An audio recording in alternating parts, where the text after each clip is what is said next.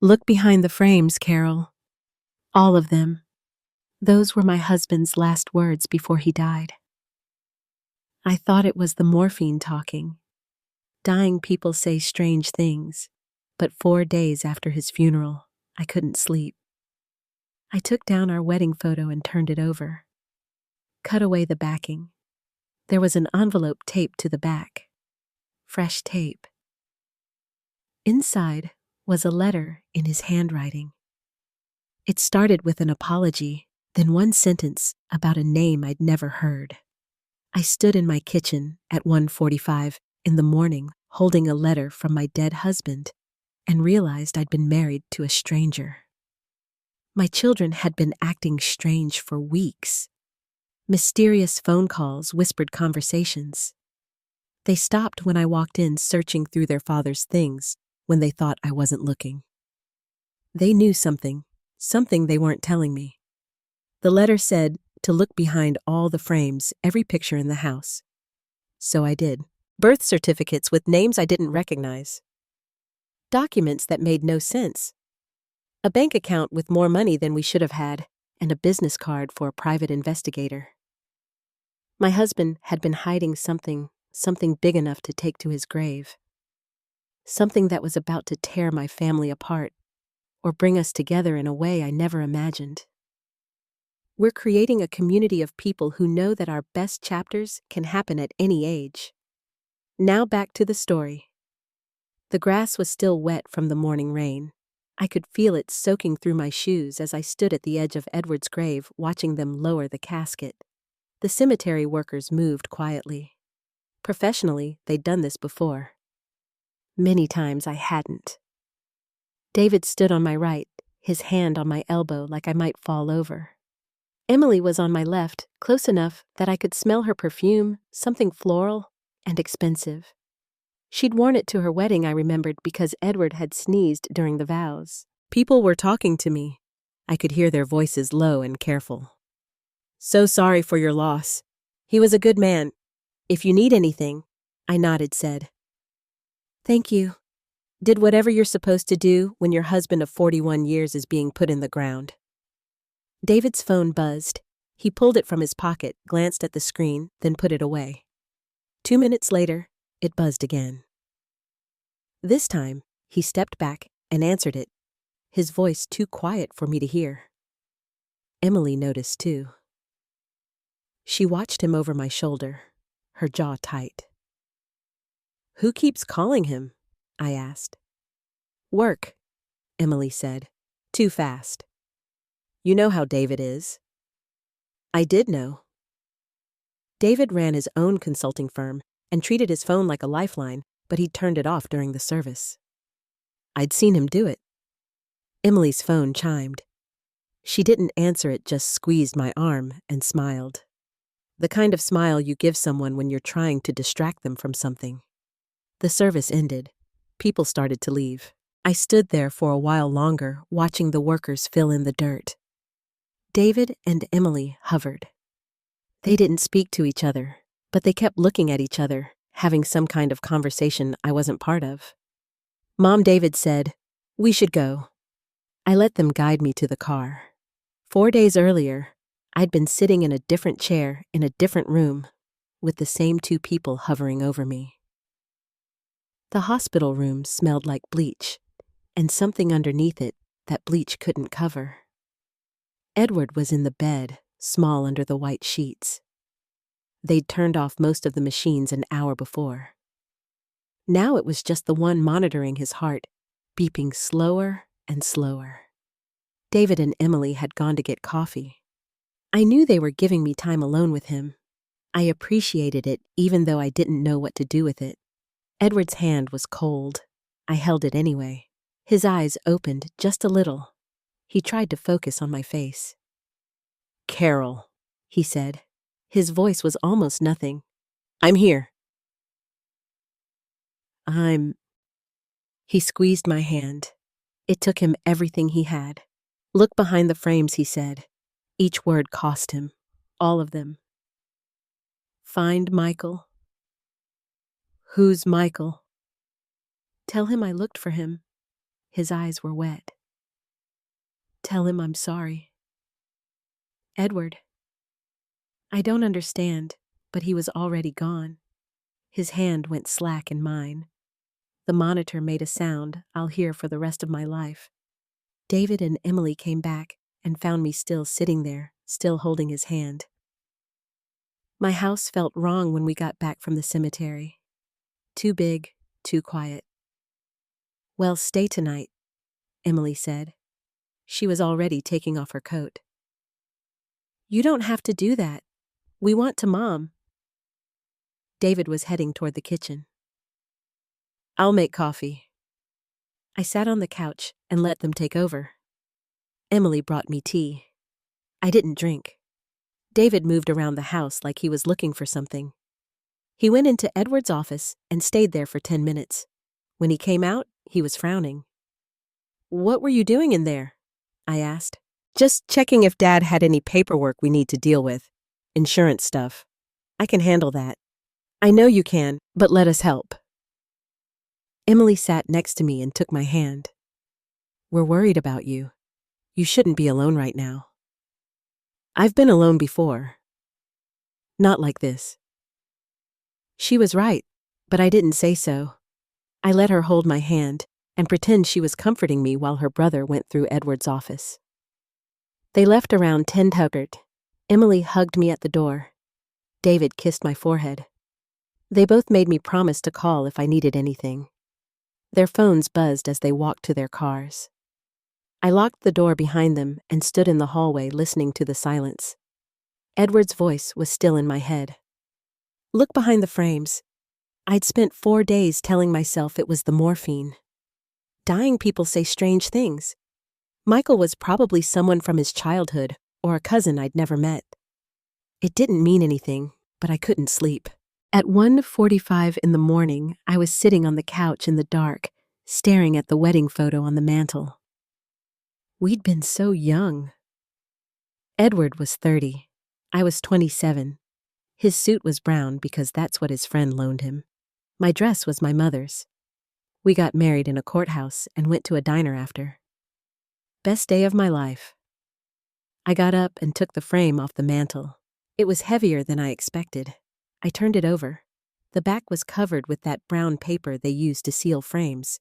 It looked old, untouched. I almost put it back. Instead, I went to the kitchen and found a knife slitted under the edge of the paper and cut it away. There was an envelope taped to the back of the frame. The tape was fresh electrical tape, gray and industrial. Edward had put this here recently. My hands were shaking when I pulled it off. Inside the envelope was a letter in Edward's handwriting. The sight of it made my throat close up. His writing was messy, always had been. He wrote like a man in a hurry. There was also a business card, white simple Mark Russo, private investigator, a phone number, an address in Baltimore. I sat down at the kitchen table and unfolded the letter. My dearest Carol, if you're reading this, I'm gone, and I'm sorry.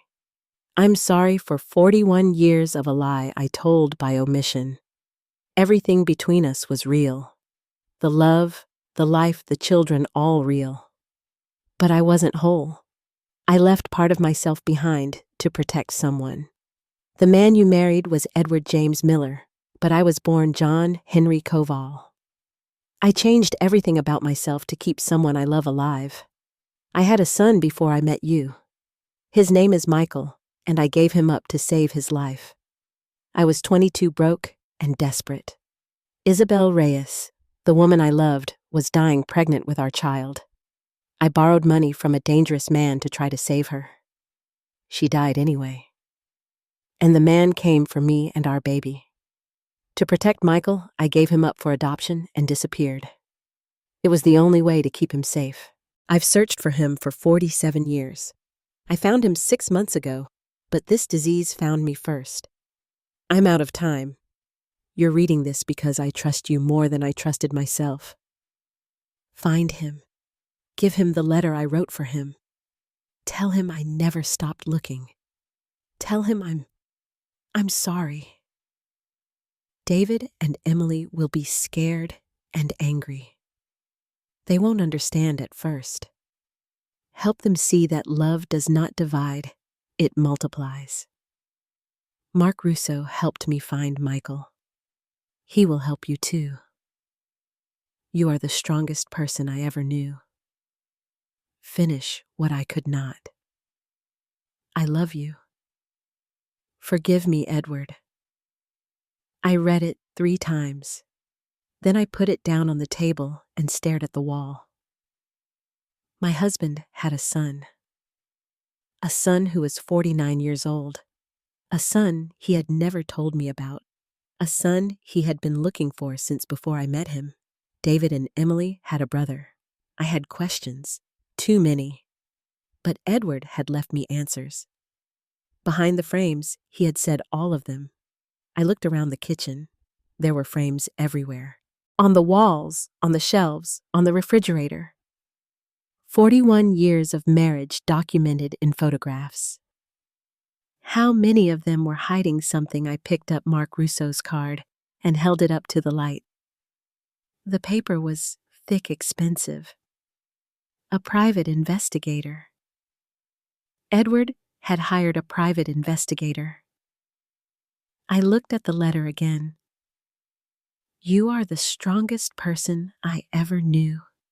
He had always said that when I went back to work after Emily was born, when my mother died, when I had to put my father in a nursing home.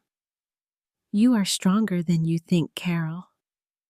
I folded the letter and put it back in the envelope with the business card. Then I went to the living room and started taking down frames. Over the next 3 days, I opened every frame in the house. The family photo from the beach came first. David at 6, Emily at 4, Edward holding her on his shoulders. I turned it over and cut away the backing. Inside was a birth certificate. John Henry Koval, born April 10th, 1953. Mother Ruth Koval, father Peter Koval. So that was his real name, John Koval. There was a photograph tucked behind the certificate. A young man I barely recognized standing next to a young woman with dark hair. She was visibly pregnant, her hand resting on her belly. They stood in front of a brick building, both smiling. The back of the photo had 2 names written in faded ink. John and Isabel. April 1976. Isabel, the woman from the letter. I set the photo aside and pulled out the next document, a death certificate. Isabel Reyes died July 17, 1976. Cause of death was listed as complications from childbirth. She was 20 years old. Edward would have been 23. John, whatever I was supposed to call him now. The last item was a smaller photograph, the hospital kind, a baby in one of those clear plastic bassinets. The card attached to it read, Baby boy Koval, born July 17, 1976, 7 LB 4 OS. Michael born the same day his mother died. I spread everything out on the table and stared at it. This was Edward's life before me. John's life, a life I knew nothing about. The third frame hung in our bedroom. His parents, both long dead. I had not looked at that photo in years. I took it down and opened the back. Inside was another envelope with newspaper clippings. The paper had yellowed and gone brittle. I unfolded the first one carefully. An obituary. Isabel Reyes, aged 20, died July 17, 1976, survived by infant son, family and friends. Services at St. Andrew's Church. The second clipping was smaller from the legal notices section, just a few lines. Petition for adoption, baby boy. Koval closed records with the case number listed. There was a photocopy of a legal document. John Henry Koval petitions for voluntary termination of parental rights adoption to be closed and sealed. The date was August 1976, barely a month after Isabel died. The last paper was another legal form name change petition. John Henry Koval requests legal name change to Edward James Miller. Granted, September 1976. Within 3 months, he had lost Isabel, given up his son, and erased himself. I sat on the edge of the bed and looked at Edward's photo on the nightstand. Our last anniversary. He was smiling. Tiramisu on the table in front of him, even though he was not supposed to have sugar. Why did you not tell me, I thought, but I already knew. He had explained it in the letter. The fourth frame took me another day to work up to. The vacation photo from the Outer Banks 15 years back. We had rented a cottage for a week with David and Emily's families. Rained 4 out of 7 days, but Edward said it was perfect. Anyway, inside the frame was a bank statement for our joint savings account. The one Edward had opened in 1983, the year after we married. Both our names on it, Edward James Miller and Carol Ann Parker. I had seen statements for this account over the years. Edward always called it our emergency fund. I never paid much attention. He handled the finances, deposited money every month, said it was for our future. I trusted him. The balance made me sit down hard. $245,000. I had never looked at it this closely. Never added it up. The deposit records went back decades. Small amounts at first. 50 here, 100 there. Later, it increased 200 a month, sometimes 3. Regular as clockwork for 40 years. A note was attached in Edward's handwriting. This is for Michael for medical bills for his children. For the life I could not give him our emergency fund, our savings. It had never been for us. He had been saving for a son he could not find for 4 decades. And I had been signing tax returns and account papers for years without knowing what it was really for. I picked up Mark Russo's business card from the kitchen counter where I had left it. I had been looking at that card for days. I called the number. A man answered on the second ring. Russo, this is Carol Parker. My husband was Edward Miller. He had your card. A pause. Mrs. Parker, I have been hoping you would call. I am very sorry for your loss. Can we meet? Of course. When and where we agreed on a coffee shop downtown the next morning at 9:30 in Baltimore. I arrived early and took a corner table where I could see the door. Mark Russo walked in right on time. 60s gray hair, worn suit, the kind of face that had seen things. He spotted me and came over. Mrs. Parker Carroll. He sat across from me and pulled a folder from his bag, set it on the table between us. How much did Edward tell you? He left letters behind picture frames. He said he had a son named Michael, that he had been searching for him, and you helped. Mark nodded. I worked for your husband for 14 years. He came to me back in 2009. Said he had been searching on his own since the 70s, getting nowhere. Wanted someone who knew what they were doing. And did you? I like to think so, but closed adoptions are hard. Sealed records took me all 14 years to crack it. How did you finally do it? Laws changed in some states made it easier for adoptees to access birth records if they petitioned. I kept monitoring those petitions, looking for anyone born. July 17, 1976, searching for birth parents. Found Michael's petition about 7 months ago. He opened the folder and pulled out a photograph. A man in his late 40s standing outside a house. Tall, broad shoulders, dark hair going gray. He looked like Edward. Same jaw, same stance, with his weight on one leg. That is Michael. Michael Carter, the name his adoptive parents gave him.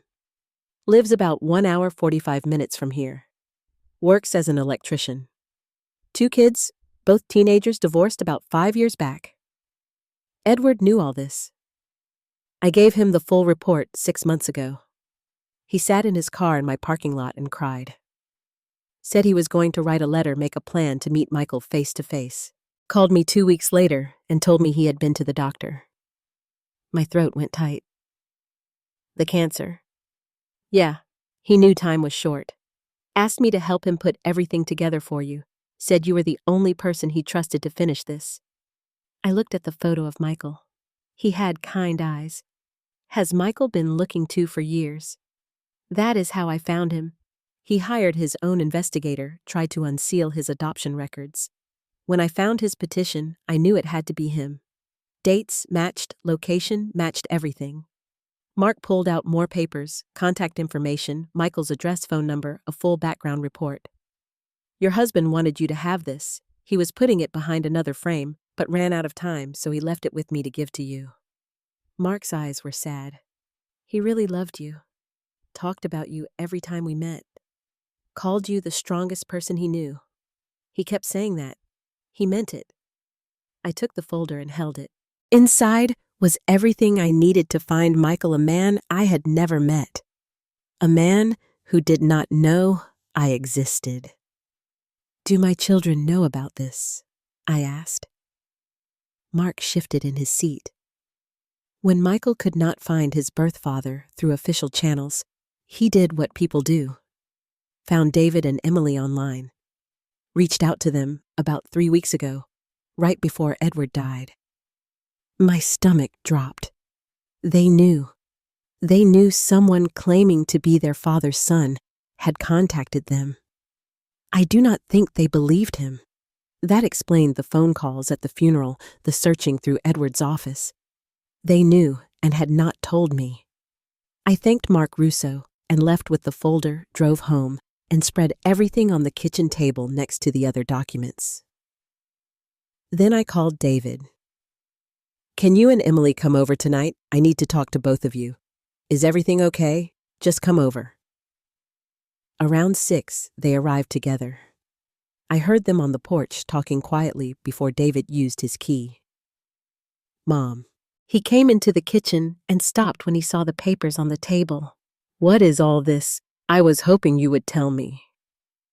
He looked at the documents spread across the table. His face went pale. Where did you get these? Your father left them for me, behind the picture frames, along with a letter explaining he had a son before he met me. I kept my voice level. A son who contacted you 3 weeks ago. A son you decided I did not need to know about. Mom, it is not like that then. What is it like? Emily appeared in the doorway. We were trying to protect you. From what? From some stranger trying to take advantage while you are grieving. David pulled out a chair and sat. This guy came out of nowhere, claiming to be Dad's son. We thought he wanted money. He has a name, Michael. We do not know that is really his name. We do not know anything except he showed up at a very convenient time. Your father knew about him. Your father hired a private investigator to find him. Your father looked for him for 47 years. Emily sat down too. Dad never mentioned any of this. No, he did not, because he was protecting Michael from a dangerous man who would have killed them both. I pushed the folder across the table. Read it. Then tell me if you still think he is trying to take advantage. They opened the folder. I watched David's jaw clench and Emily's eyes fill. When they finished, David looked up. This is real as we are. Emily wiped her eyes. Dad had another son. We have a brother, half-brother, David said quickly. A half-brother. We have never met. That is going to change, I said. David's head snapped up. What do you mean I'm going to find him? Your father asked me to, and I will. Mom, you cannot just call some stranger. He already knows he is your father's son. He has been searching for his birth parents for years. Emily looked at David. Something passed between them. What are you not telling me? I asked. Emily spoke first. When Michael contacted us, we had him investigated. A background check. We needed to know if he was legitimate, and everything checks out. He is who he says he is. Dates match. Locations match. Born the same day as that birth certificate. Adopted by the Carter family. Been searching for his birth parents since his 20s. So you knew he was telling the truth and still blocked him. David leaned forward. We did not know what Dad would have wanted. We did not know any of this existed. He gestured at the papers. We thought we were protecting you, and now that you know, they looked at each other. Now we are asking you to wait, David said. Let us look into this more. Your father left me clear instructions. I am going to follow them. I gathered the papers and put them in the folder. Picked up the bank statements. I am going to the bank tomorrow to handle the account. Then I am calling Michael. You can come with me or not. Your choice. I went upstairs and closed my bedroom door. Sat on the edge of the bed. Edward's photo was still on the nightstand. I picked it up. I am going to find him, I said to it. I am going to finish this. The next morning, I drove to the bank with the account information. The manager led me to a private room and helped me access everything. The money was there, just like Edward had documented. Decades of deposits in the account we had held jointly all those years. There was also a safety deposit box I did not know about. The key had been in the folder from Mark. Inside was a sealed envelope, heavy thick for Michael, written in Edward's shaky handwriting from his final weeks. His letter to his son. There were also photographs, recent ones, the kind Mark must have taken during his investigation. Michael outside a job site in workclothes tool belt around his waist. Michael with 2 teenagers at a diner. All of them laughing at something. Michael's house. A small ranch with a truck in the driveway. Edward had these for the last 6 months of his life. Had held them and looked at them and never met the person in them. I put everything in my purse and drove home. Then I pulled out my phone and the contact information Mark had given me. The number rang twice before someone answered. Hello. Deep voice, cautious male. Is this Michael Carter? Yes. Who is this? I took a breath. My name is Carol Ann Parker. I am Edward Miller's widow. I think you tried to contact my children a few weeks ago. Silence then, Mrs. Parker. Yes, I did. They told me not to call again. I know. I am sorry about that. They did not understand. I gripped the phone tighter. I found your father's letters. I know who you are. I would very much like to meet you. His breath caught. You believe me, I do. Can we meet? I have things your father wanted you to have. When? As soon as you can. We agreed to meet the next day at a coffee shop halfway between us. I hung up and sat at the kitchen table, hands shaking. I was going to meet Edward's son, John's son. The coffee shop was halfway between us. 1 hour, 45 minutes for me, 1 hour, 45 minutes for him. I got there 30 minutes early and chose a table near the window where I could watch the parking lot. I had brought the folder Mark gave me. Inside was Edward's sealed letter to Michael.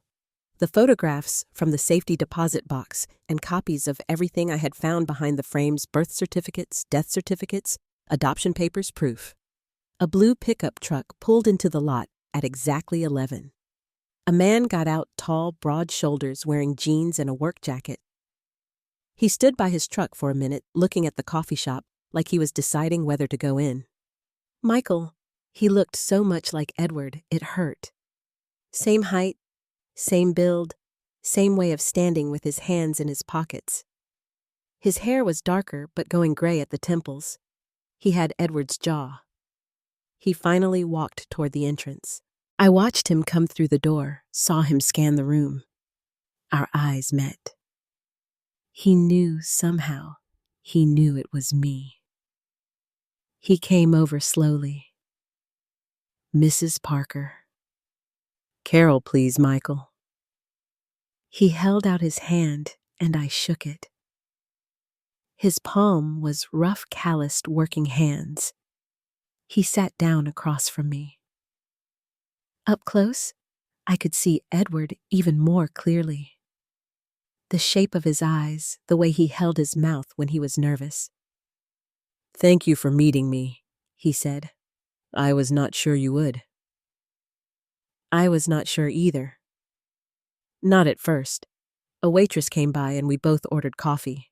Neither of us would drink. Michael pulled a worn manila envelope from his jacket pocket. Set it on the table between us. I brought everything I have. Thought you might want to see it. Proof I am who I say I am. I believe you. But yes, I would like to see. He opened the envelope carefully, pulled out documents one by one. His adoption certificate. Michael Robert Carter. Adopted August 23, 1976. Birth parents listed as sealed records. A photograph. An older couple holding a baby. The woman had kind eyes and graying hair. The man wore glasses and smiled at the camera. My parents, Michael said. The Carters, they adopted me when I was 5 weeks old. Raised me in Ohio. They were good people, were. They died 11 years ago. Car accident. His voice was flat. After that, I started looking, trying to find out where I came from. He showed me more papers, court petitions to unseal his adoption records, letters from lawyers, a thick file documenting years of searching. I hired an investigator about 5 years ago, he said. Guy took my money and found nothing. Hired another one about 3 years back. He found the birth certificate. Baby boy Caval. Born July 17, 1976. Mother Isabel Reyes. Father John Henry Caval. He looked at me. Your husband was John Henry Caval before he was Edward James Miller, right? Yes. It took me another year to find the name change records. John Henry Caval became Edward James Miller in September 1976. I traced him here. Found the obituary online about a month ago. Saw he had a wife and 2 children. He stopped. I am sorry about your loss. I know it is recent. Thank you. When I contacted your children, they thought I was lying or trying to scam you. I do not blame them. I pulled my own folder out. Your father left me this behind picture frames in our house. He hid pieces of his past life there for me to find after he died. I spread the documents on the table. Michael leaned forward. His hand shook slightly as he picked up the birth certificate with his name on it. Baby boy Caval. He kept this, Michael said. His voice broke a little. He kept my birth certificate. He kept everything he could. I showed him the photograph of young John and Isabel, his birth parents. Michael stared at it for a long time. That is my mother, Isabel Reyes. She was 20 years old. She is beautiful. He touched the edge of the photo with one finger. What happened to her? This was the hard part. The part I had been practicing in my head all morning. She died the day you were born. Complications from childbirth. Michael set the photo down carefully, closed his eyes for a moment. And my father? John, why did he give me up? He was 22, broke. Isabel was sick during the pregnancy and needed medical care they could not afford. Your father borrowed money from a dangerous man to pay for it, a loan shark. When Isabel died anyway, he could not repay the debt. Michael opened his eyes and looked at me. The man came after him, threatened to kill him, then threatened to kill you to force payment. Your father realized that as long as you were connected to him, you were in danger. So he made a choice. He gave me up. He gave you up for adoption with sealed records, so that man could not trace you through him. Then he changed his name and disappeared. It was the only way he could keep you safe. Michael sat back in his chair, stared at the ceiling. I grew up thinking he did not want me, that he abandoned me. He wanted you. He just could not keep you. Did he ever try to find me? He tried for 47 years. He hired investigators. He spent thousands of dollars. The adoption was closed and sealed. The laws made it almost impossible. I paused. He found you 6 months ago. Finally? Michael looked at me sharply. He found me. His investigator found your petition to unseal your adoption records, tracked you down, gave your father a full report 6 months ago. 6 months. Michael's voice was hollow. He knew where I was for 6 months and never contacted me. He was going to. He wanted to meet you face to face. Then he went to the doctor and found out he had cancer. Terminal. He had maybe a year, then 6 months, then weeks. So he died before we could meet. Yes. Michael put his head in his hands, sat like that for a long time. I waited. When he looked up, his eyes were red. I was so close. We were so close. I know. I am sorry. What was he like? Your husband? Edward? I thought about how to answer that. He was kind, quiet. He worked hard. He loved his family. He was a good father to David and Emily. I hesitated. He was also a man carrying a secret that weighed on him every day. I did not know it until after he died, but I felt it sometimes, a sadness in him I could not reach. Did he ever talk about me? Not to me, not directly. But he saved money for you. For 40 years he put it in an account in both our names and told me it was for emergencies. I signed the papers without knowing what it was really for. He was saving for you the whole time. How much? $245,000. Michael stared at me. That is not possible. It is possible. I saw the records deposits every month for 40 years. He never stopped. Why would he do that? Because he never stopped being your father. Michael looked down at his hands. I have 2 kids, teenagers. Guys. Teen. Owen, 15. I have been struggling to pay for their college funds, working double shifts sometimes. He laughed, but it was not happy. And my father, I never met, was saving money for me this whole time. He wanted you to have it. He wanted you to have everything he could not give you when you were born. I reached into the folder and pulled out the sealed envelope for Michael, written in Edward's shaky handwriting. He left you this. It is a letter. I have not read it. It is yours. Michael took the envelope like it might break, held it for a moment. Can I open it now? Of course. He slid his finger under the flap and pulled out several pages. Edward's handwriting covered them, messier than usual from the pain medication and weakness of his final weeks. I watched Michael read, watched his face change, watched tears start and then fall. When he finished, he folded the letter fully and put it back in the envelope, wiped his eyes with the back of his hand. He said he wished he could have been there for my graduation, my wedding, when my kids were born. He said he would have given anything to watch me grow up. Michael's voice cracked. He said giving me up was the hardest thing he ever did, that he did it to save my life. He stopped, swallowed hard. He said he was proud of me, that I turned out better than he could have made me, that he was sorry for every birthday he missed. He meant all of it. He signed it. John, not Edward. That was his real name, the name he was born with. He wanted you to know him as he really was. Michael looked at me. Why are you doing this? You did not have to find me. You could have read his letter and thrown everything away. Your life would be simpler. My husband asked me to do this. He trusted me to finish what he could not, and that is the only reason. I thought about it. No, I wanted to meet you. I wanted to know the person my husband spent 47 years searching for. I wanted to understand what mattered to him enough to carry it in silence for our entire marriage. What about your children, David and Emily? Do they know you are here? They know. They are not happy about it. Are they going to be a problem? Probably. At first, I reached across the table and touched the photograph of young John and Isabel. But they will come around. You are their brother. Half-brother. Brother. Michael looked at the letter again, at the photographs. at all the evidence of a father who had loved him from a distance for almost 50 years. "What happens now?" he asked.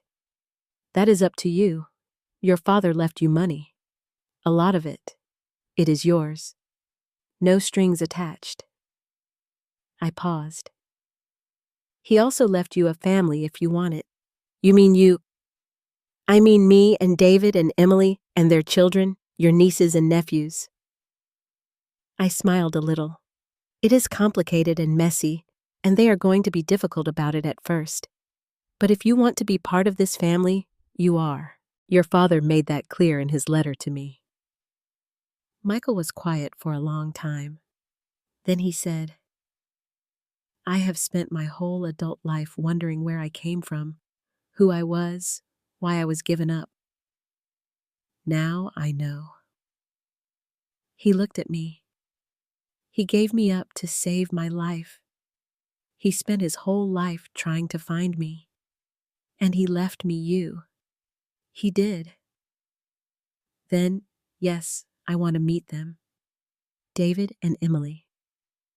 I want to know my family even if they are not welcoming at first." Even then, I gathered up the photographs and documents, put them back in the folder, except for the ones that belonged to Michael. The letter, the photo of his parents, his birth certificate. "Keep these," I said. "They are yours." He took them carefully.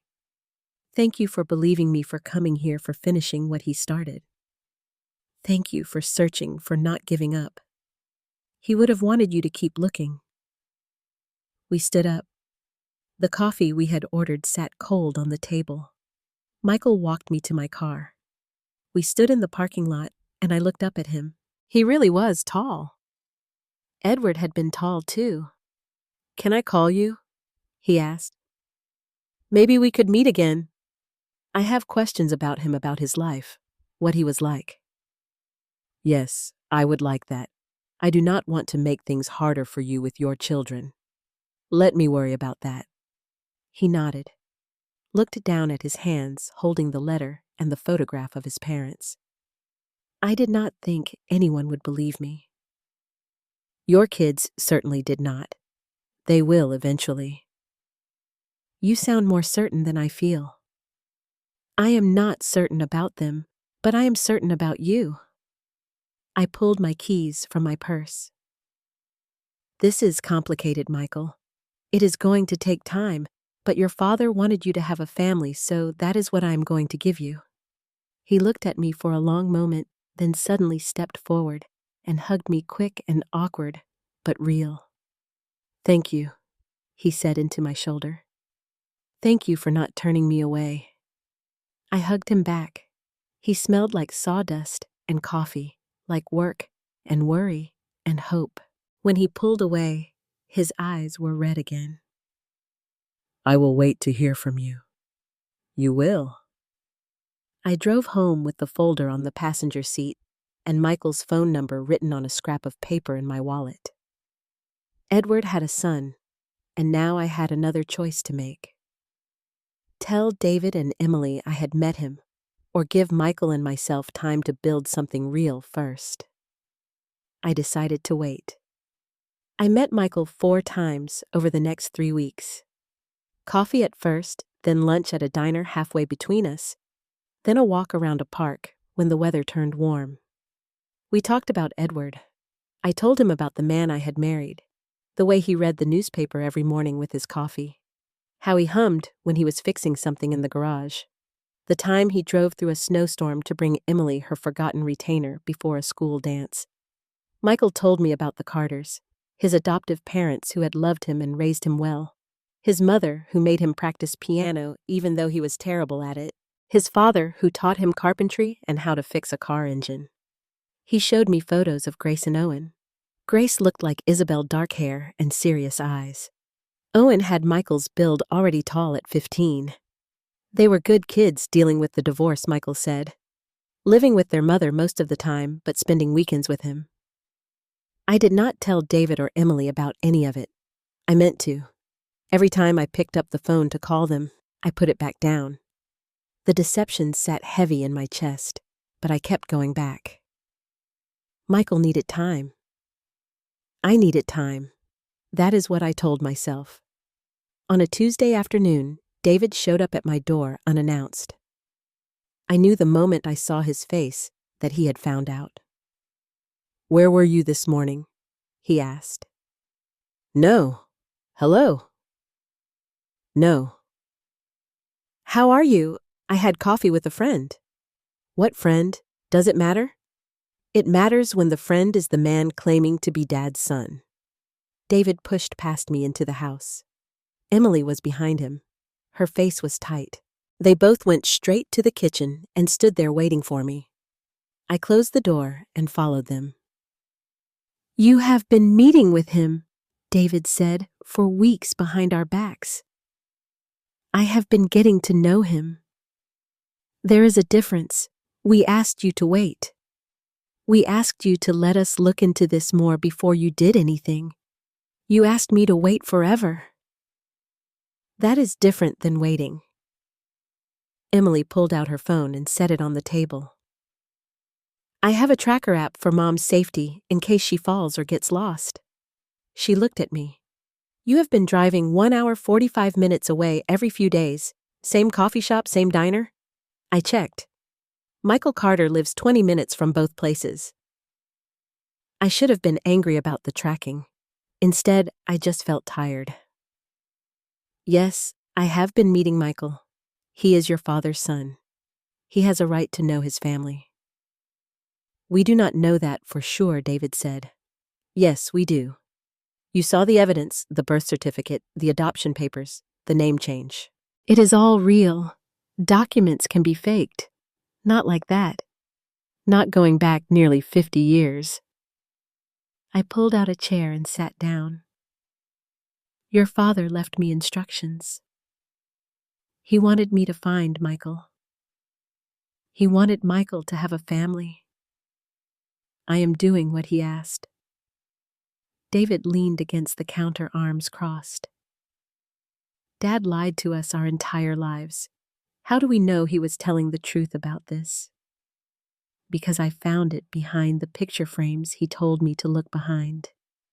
Because a private investigator he hired for 14 years confirmed it. Because Michael has been searching for his birth parents since his adoptive parents died 11 years ago. I looked at both of them, and because Michael looks exactly like your father." Emily sat down across from me. "You have met him multiple times. What is he like?" "He is kind, careful. He works as an electrician. He has 2 teenagers, Grace and Owen. He is struggling, but he is trying." I paused. "He is nothing like what you think he is." "What do we think he is?" David asked. "A con artist, a liar, someone trying to take advantage? Can you blame us?" "No, but I am asking you to trust me now. I have spent 3 weeks getting to know him. He is real. This is real." David and Emily looked at each other. That silent conversation they had been having since the funeral. "We want to meet him," Emily said. "You already told him you were not interested. That was before we knew you were sneaking around to see him." David's voice had an edge. "If he is going to be part of this family, we need to know who he is." "He is your brother, half-brother. Does that matter?" David did not answer. I stood up and went to the drawer where I had been keeping everything. Pulled out the folder with all the documents, set it on the table between us. "Look at it again. All of it. The birth certificate with his name on it. The photo of your father when he was 22 holding a baby. Isabel's death certificate from the day Michael was born. The adoption papers. The name change." I spread it all out. "Your father was John Henry Koval before he was Edward James Miller. He gave up his son to save his life. Then he spent 47 years trying to find him." Emily picked up the photo of young John and Isabel, stared at it. "I have never seen Dad look like this. So young. He was 23 when she died, 22 when Michael was born, and he never told us. Never told you. Just carried it alone for our entire lives." She looked up at me. Did he ever think about telling us, or were we just part of the lie he was living? You were everything to him, but he never stopped being Michael's father either. Both things were true. David picked up the bank statements. $245,000. He saved all this for a son he could not find. He never gave up looking. What does Michael want? David asked. The money, a family, what he wants to know, where he came from, who his parents were, why they gave him up. I gathered the papers back into the folder. The same things you would want if you had spent your whole life wondering. David was quiet for a long time. Then he said, "We want to meet him soon here. It is going to be difficult. I do not care." I pulled out my phone and sent Michael a text. "Can you come to my house tomorrow afternoon? David and Emily want to meet you." His response came fast. "Yes." What time we agreed on 2. The next day I cleaned the house even though it did not need it. Made coffee nobody would drink. Set out cookies nobody would eat. Michael arrived 5 minutes early. I saw his truck pull up and went to open the door before he could knock. "They are already here," I said. "In the living room. How angry are they?" "Very." "Should I have brought something?" "Flowers? I do not know the protocol for meeting siblings who think you are a fraud. Just bring yourself." He followed me into the living room. David and Emily stood up when we walked in. The three of them looked at each other. The resemblance was impossible to ignore. Michael had Edward's height, his build, his hands. David had Edward's eyes. Emily had his smile. They were siblings, whether they wanted to be or not. "Michael, this is David and Emily, my children." I paused. "Your half-brother and sister." "Half-brother," David corrected. His voice was cold. Michael held out his hand. "It is good to meet you finally." David looked at the hand for a long moment before shaking it. His grip was brief, formal. Emily did not offer her hand at all, just said, "Sit down, we have questions." Michael sat in the armchair across from the couch. David and Emily sat together like a united front. I stayed standing near the doorway, ready to referee. "Tell us who you are," David said. "From the beginning." Michael took a breath. "My name is Michael Carter. I am 49 years old. I was born July 17th, 1976, and given up for adoption 5 weeks later. I was adopted by George and Diane Carter. They raised me in Ohio. They died 11 years ago in a car accident. After they died, I started looking for my birth parents." "Why?" Emily asked. "Because I wanted to know where I came from, who I was, medical history, family history, all the things adoptees wonder about. And you found Dad. Eventually, it took years. The adoption was closed. Records were sealed. I hired investigators, got nowhere for a long time. Then I found the birth certificate. Baby boy Koval, mother Isabel Reyes, father John Henry Koval. From there I found the name change records. John Henry Koval became Edward James Miller. And then he died," David said. "And then he died. I saw the obituary. Found you two on social media, reached out." Michael looked at them. "You told me to leave your mother alone, that I was a fraud." I understood. I would have thought the same thing. "So why are you here now?" David asked. "Because your mother called me. Because she found letters your father left behind, picture frames. Letters that explained everything. Because she believed me." Emily leaned forward. "What do you want from us? Nothing you do not want to give. I am not here for money. I am not here to take anything from you. I just wanted to know my father. I wanted to meet his family. My family." He paused. "If you will have me." David's jaw was tight. "Dad never mentioned you. Not once in 41 years. How do you explain that?" He could not. The man he borrowed money from threatened to kill me.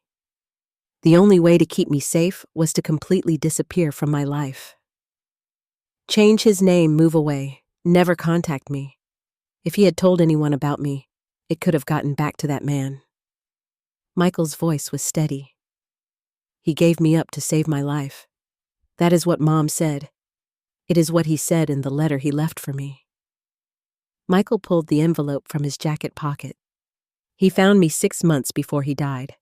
His investigator finally tracked me down. He was going to come meet me. Then he got the cancer diagnosis. He knew he did not have time. Emily's eyes filled. He died knowing you existed but never meeting you. Yes, that must have been hard. It was harder for him. He spent 47 years searching. Finally found me and ran out of time. Michael looked down at the letter. He said he wished he could have been there for my graduation, my wedding when my kids were born. He said giving me up was the hardest thing he ever did. The room was quiet. David finally spoke. You have kids? 2. Grace is 17. Owen is 15. So Dad has grandchildren he never met. Yes. And you have a niece and nephew you did not know about. Emily pulled out her phone. Can I see photos? Michael showed her pictures of Grace and Owen. Emily looked at them for a long time. Owen looks like Dad. The same build. He does. Grace looks like her grandmother. My birth mother, Isabel. David stood up and walked to the window. Stood there with his back to us. Emily kept looking at the photos. Where do they live? Do they know about us? They live with their mother, mostly. I have them on weekends. And yes, I told them I found my birth father's family. They wanted to meet you. They did. They have never had extended family before. My ex-wife's parents are gone. The Carters are gone. It has been just us. Michael put his phone away, but I told them we would have to wait, see how things went. David turned from the window. What was in the letter, the one Dad left for you? Michael's voice went quiet. He said he searched for me his entire adult life, that he never stopped being my father, even though he could not be with me. He said he was proud of me, that I turned out better than he could have made me. He stopped. He said he loved me, and he was sorry. Emily was crying now, wiping her eyes with her hands. David's face was stoned, but his eyes were wet. He never stopped looking for you. No, he did not. That is why he was sad sometimes. Mom said she felt it but could not reach it. It was you. It was always you. I am sorry. I never meant to cause him pain or you. You did not. He did what he thought was right. Kept you secret to keep you safe. David came back to the couch and sat down. I am angry at him for lying, but I understand why he did it. The room fell quiet again, but it was different this time, less hostile, just heavy with grief and confusion and the weight of 50 years. Emily finally looked up. I'd like to meet them, Grace and Owen, if that is okay with you. Michael's eyes widened. You would? They are family, right? Yes, they are. David did not say anything for a long time. Then he pulled out his phone. Give me your number. I'm not promising anything, but I am not shutting you out either. Michael gave him the number. David saved it. Emily did the same. When they stood to leave, David stopped at the door, looked back at Michael. He loved you, David said. I do not know how I feel about any of this yet, but I know he loved you. The letter, the money, the searching. He would not have done all that if he did not. I know. Thank you for saying it. David nodded once and walked out. Emily gave Michael a small smile before following her brother. I closed the door behind them and turned to Michael. He was still sitting in the armchair, looking stunned. That went better than I expected, I said. They did not throw me out. They did not. They want to meet my kids. Emily does. David will come around. Michael stood up slowly. Thank you for making this happen, for pushing them. Your father asked me to. I am just doing what he wanted. No, you are doing more than that. You are giving me a family. I walked him to the door, watched him drive away in his blue truck. David and Emily had met their brother. It was not acceptance yet, but it was a beginning. Emily called Michael first. I heard about it from both of them. She asked him to coffee, brought photo albums from when she and David were kids, showed him pictures of Edward at different ages. Michael did the same with photos of the Carters, his adoptive parents. They discovered small things. Both of them were left-handed. Both hated mushrooms. They had the same laugh, quick and surprised. David took longer. 3 weeks after the meeting at my house, he sent Michael a text. Just an address and a time. They met at Edward's grave. Michael told me about it later. How they stood on opposite sides of the headstone, not speaking at first. How David finally said he should have told us. How Michael answered. He was protecting me and you. They did not hug, did not make promises, but David stopped leaving the room when Michael's name came up. I handled the money transfer at the bank. $245,000 moved from the joint account Edward and I had held for 40 years into an account in Michael's name. Michael sat across from me at the bank manager's desk and stared at the papers. This is real. It is real. I have never had anything like this. Your father wanted you to have it for your kids' college, for whatever you need. He signed the papers with a shaking hand. Later that week, Emily brought Michael a box. Inside was Edward's watch, the one his father had given him. David added a photo album, the old leather kind with black pages and corners for holding pictures. Family photos going back to Edward's parents. You should have these, Emily said. You are part of this too. Michael could not speak, just nodded and took the box. The weekend after that, Michael brought Grace and Owen to my house. I saw them through the window before they knocked. Grace, tall and serious dark hair pulled back. Owen, lanky and nervous hands in his pockets. Both of them looked like they were not sure they belonged here. I opened the door before they could decide to leave. You must be Grace and Owen. I am Carol. Grace smiled carefully. Our dad talks about you a lot. Good things, I hope. He says you gave him his family back. Michael stood behind them, proud and terrified. They wanted to meet you. We sat in the living room. I showed them photos of Edward, told them stories. Owen asked questions about what kind of work Edward did, what kind of car he drove. Grace asked quieter questions about what he was like if he was happy. He was, I said, but he carried sadness too. Now I know why. Before they left, Grace hugged me. Quick, but real. Can we call you Grandma Carol? Dad said it would be okay, but we wanted to ask. My throat went tight. I would like that very much. 2 weeks later, Emily brought her kids over when Michael brought his. 4 teenagers who did not know each other sitting awkwardly in my living room eating cookies and looking at their phones. Then Owen mentioned he played basketball. Emily's son played too. They started talking about teams and games, and suddenly they were just kids with something in common. The girls took longer, but by the end of the afternoon, Grace was showing Emily's daughter something on her phone, and they were both laughing. I made too much food. David showed up late, but he showed up. Brought his family, stood in the kitchen with Michael, and talked about work, about raising teenagers, about normal things. It was not perfect. David still called Michael by his full name, never just his first name the way Emily did.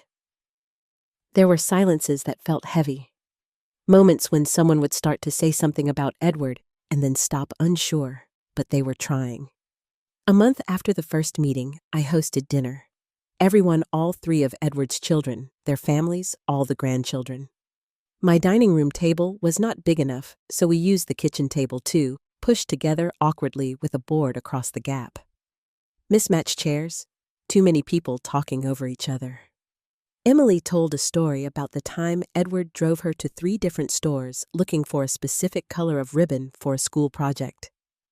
David added the detail that it was 11 at night and everything was closed except a 24-hour craft store 2 towns over. He did that kind of thing.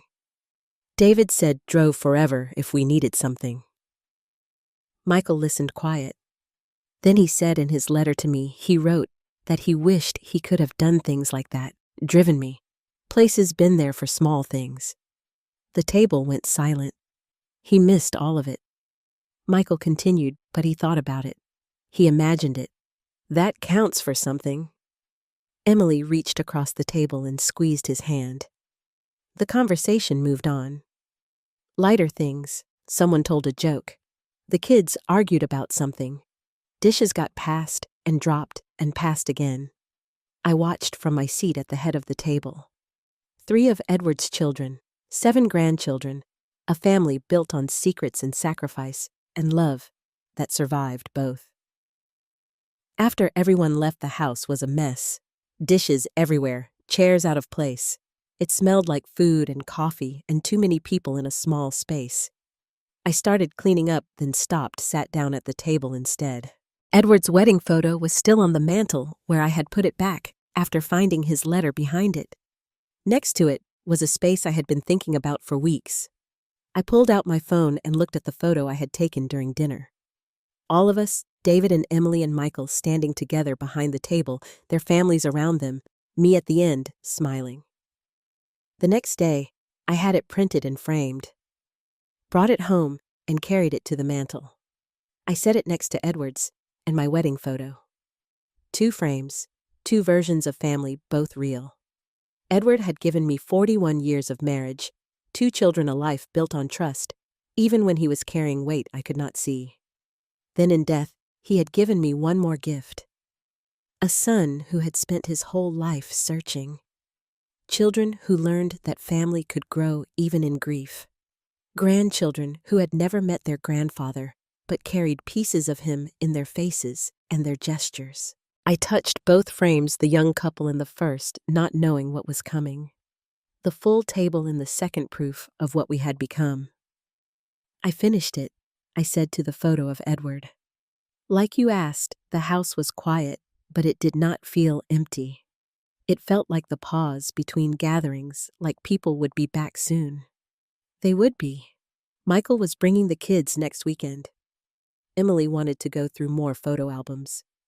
David had mentioned something about teaching Owen carpentry the way Edward had taught him. We were figuring it out, learning how to be a family that started with secrets but would not end with them. I picked up the wedding photo and looked at Edward's young face. You kept him safe, I said, and I brought him home. I put the photo back and stepped away. 2 frames on the mantel. The family that was and the family that is both mattered. Both were real. And Edward, wherever he was, could rest knowing his son was no longer alone. So, that is my story. I would love to hear what you think. Do you think Edward was right to keep his secret all those years? Let me know in the comments and subscribe for more stories like mine.